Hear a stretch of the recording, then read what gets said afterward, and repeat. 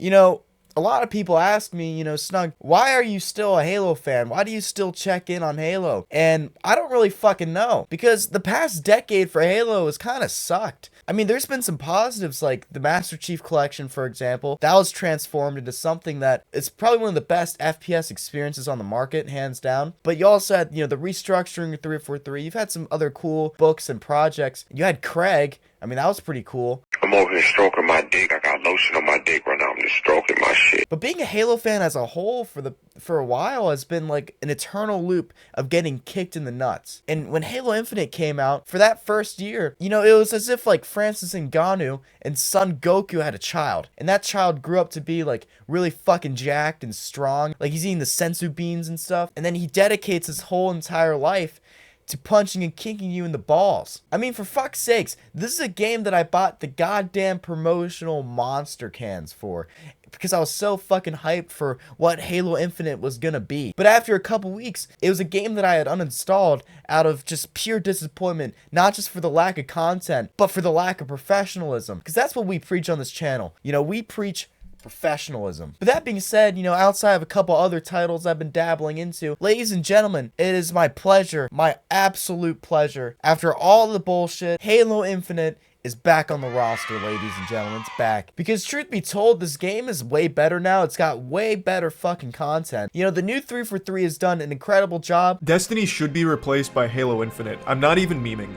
343, after they cleaned house, I guess, when they fired half the staff or whatever, got their act together, and they have turned that game around. But I hate to be that type of guy, but there's one thing that the game seriously falls short on that's actually really huge. But I mean, in the grand scheme of things, you can dismiss it as a small thing, maybe a tiny blip in the radar, but it's ultimately something that will enhance the Halo experience. But not just that, it's something that would ultimately enhance just the overall gaming experience across the board amongst multiple other titles. And no, I am not talking about search-based matchmaking. That has been slam dunked and beaten to death harder than Kenny from South Park. Ladies and gentlemen, what I am here to talk to you about is the inclusion of more Cortana feat scenes. I'm just kidding. Fucking stop. Stop. I'm not a fan of what's going on over here.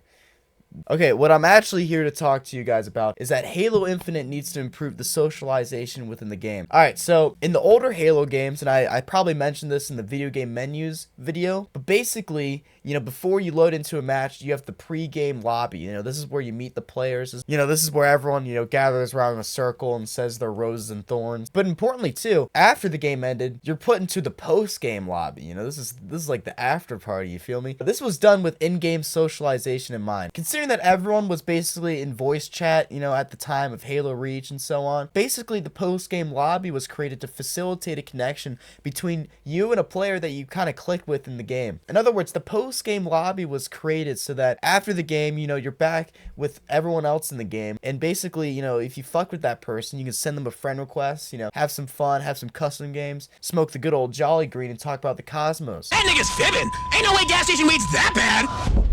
Hey, yo, that's the plug at the door. In Halo Infinite, you do not have this. Instead, after a game ends, you're just sent into the abyss. The game basically tells you, like, haha, fuck you, like, go live forever alone. It ultimately needs to change, because I feel like Halo Infinite as a whole is a very isolating experience for a game that's basically designed to be social. And let's talk about voice chat, because ultimately, I don't see Halo utilizing this at all. It isn't like CSGO or Rainbow Six Siege, where even though both those games are way, way, way more competitively based than Halo, voice chat is still a really big aspect of those gaming experiences. In Modern Warfare 2, I'm talking about the second one, the knockoff Modern Warfare 2, that game proved that proximity voice chat fucking rocked. And just given the amazing and totally united Halo community, just imagine, the funny content and memes that would be possible, that would be made possible if by default in-game voice chat, in-game proximity chat was enabled.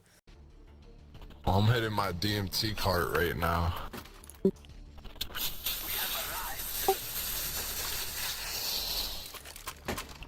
Hold up, Hold on, nigga. I'm hitting it not enough to break through though. You know, just imagine you're flying over some creek in a Falcon with some fucking dude in the other turret, and you're just yapping away about the economy or some shit as you're gunning down ghosts and banshees. That to me sounds like the American dream. And now this is a pretty controversial idea. I know Halo fans love change. They're gonna love to hear this idea. But basically, Halo needs a Destiny-esque tower. Yes, it needs a Destiny-esque tower with a fucking Burger King and a McDonald's.